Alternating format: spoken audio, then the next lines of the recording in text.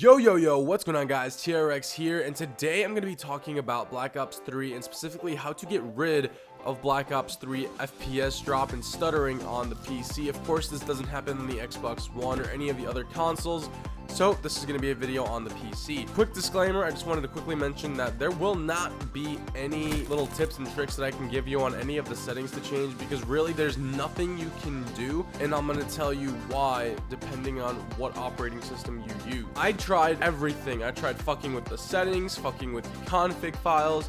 I tried everything and nothing was really working. I was getting maybe 5 or 10 more FPS, and that was about it. And the only other thing that helped was dropping the resolution by half. As I said, 660 Ti, 8150. I have 850 watt Corsair power supply, 16 gigs of Corsair RAM, and that's about it. And I have a pretty decent setup. I'm running on a 27-inch 1080p Asus monitor, so it's not anything too high. But anyways, I've tried everything, and I've been fucking around with it for so long. I think I tried fixing the stuttering issue for 2 hours. I got the FPS issue solved, but it was still stuttering really bad. I finally got to the realization that, maybe it was my operating system, because I remember back when Battlefield 4 came out, or the beta anyway, people were having issues playing it on Windows 7. It was really laggy for a lot of people, and when people switched to Windows 8.1, it fixed all the lag issues. So I was like, okay, maybe the same thing applies here.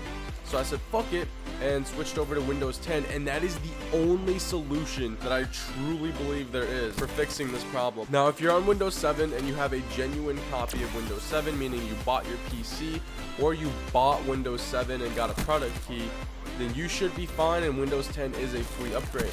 Now, if you pirated Windows 7 like I did, you're going to have a little bit more issues. So, here's what you're going to have to do. You're going to have to go on to piratebay.se, and you're going to have to download Windows 10, or you could really just download it off of their website, but then you're gonna have to find your own product key.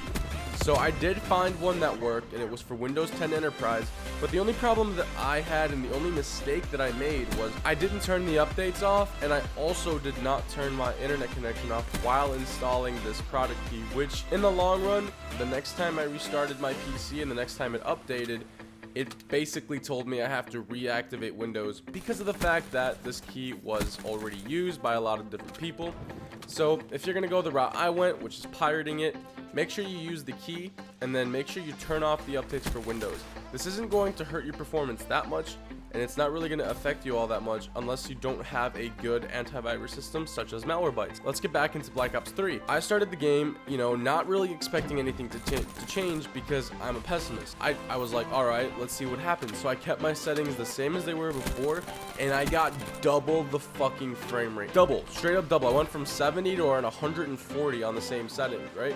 And so it was really smooth. It was pretty awesome, and that's the first video that you guys saw in the previous one that I just uploaded. I know this wasn't really helpful, but I'm just giving my input on this. So if you want to boost your FPS and you want to get rid of your stuttering issue, what I would recommend is, if you're not on Windows 10 already, if you're on Windows 7 or Windows 8, I'm not really quite sure how Windows 8 handles this, but I'm sure it's not as bad as Windows 7. Anyway, make sure to get onto Windows 10, and another thing, make sure that you are on the latest graphics driver that you have, whether it be AMD or NVIDIA. That way, you know for a fact that your graphics drivers are up. If your graphics drivers aren't up to date, you're gonna have a really tough time, and that's basically gonna be your main issue there, and that's why it's gonna be like that. So, as I said, make sure to have the latest drivers, because that's gonna help you a lot. That's basically it for this video, so I'll see you guys in the next one. Peace out.